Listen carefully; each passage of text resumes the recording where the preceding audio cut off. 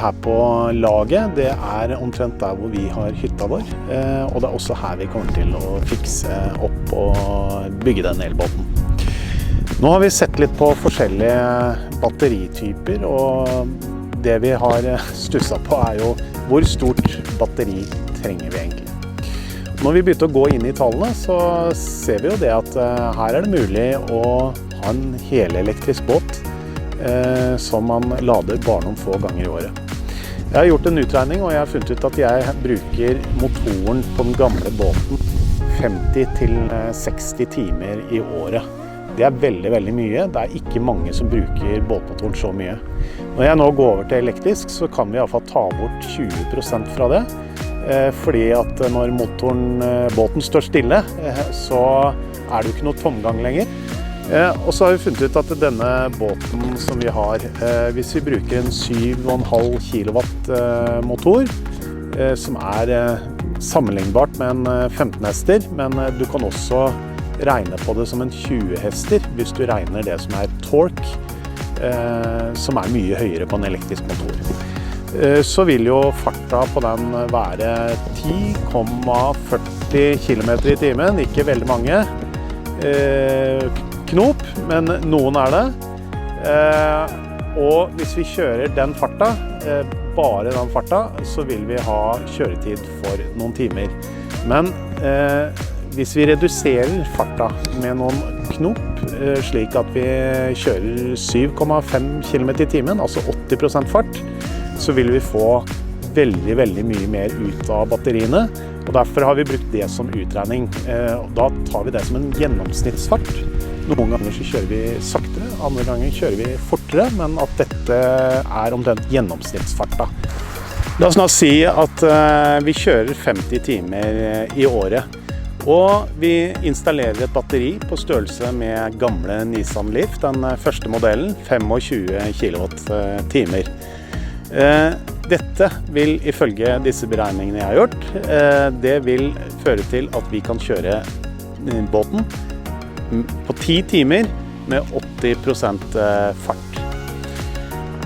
Hvis vi nå står her på laget, det innerst i fjorden ved Risør, og vi holder da en 4-knopsfart i snitt, hvor langt kommer vi?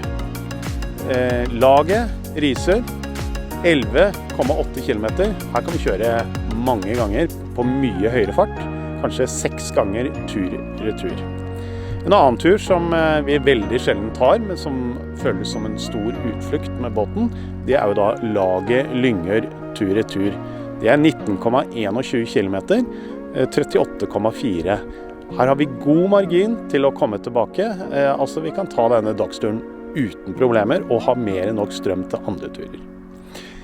En tur jeg alltid har drømt om å ta, men som vi ikke har tatt ennå, det jo da laget Tvedestrand. Det ganske langt, fordi vi må først innerst i fjorden, og så skal vi helt ut, og så skal vi rundt, og så skal vi innerst i fjorden igjen, for Tvedestrand ligger ganske langt inn i landet. Det 36,20 km, og da har vi god margin på å komme oss dit, og vi kommer oss også tilbake, hvis vi litt forsiktige. Laget Arendal, ingen problemer, kjempegod margin.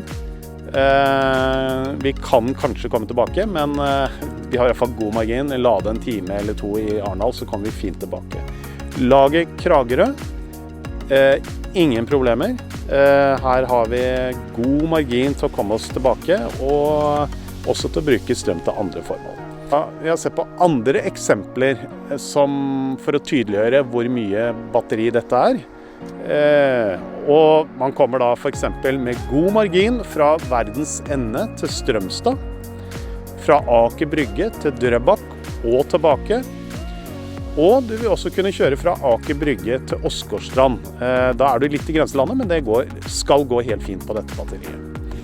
For vår bruk, og da regner jeg med de aller fleste i Norge, så vil en batteripakke på 25 kW, altså størrelse Nissan Leaf, være mer enn nok for å komme deg fram, og du vil ikke ha noe rekkeviddeangst i det hele tatt. Og for sånne småturer så det bare å egentlig glemme rekkeviddeangsten. Så i tillegg til batteriet så skal jo vi ha en liten vindmølle på båten, og så skal vi ha solceller som lader batteriene underveis. Og da blir jo dette enda bedre. Så jeg vil jo si at nå velger vi et ganske stort batteri, men det som vanligvis leveres med sånne små elbåter er jo en 10 kW, 15 kW. Det bør ikke være noe problem. Det er bare oss som bruker båten veldig mye og innimellom kjører ganske langt, som trenger et såpass stort batteri som dette. Så mine utregninger viser jo da at hvis vi hadde montert en Tesla-batteri, en 85 kW gammel Tesla-batteri i båten, så hadde jo holdt å lade 1 til 2 ganger i løpet av en sommer. Så det vil jo si for de aller fleste, så vil jo da med et sånt batteri, så vil du kunne lade båten, en gang før sesongen, og kjøre hele sesongen, og så ta opp båten.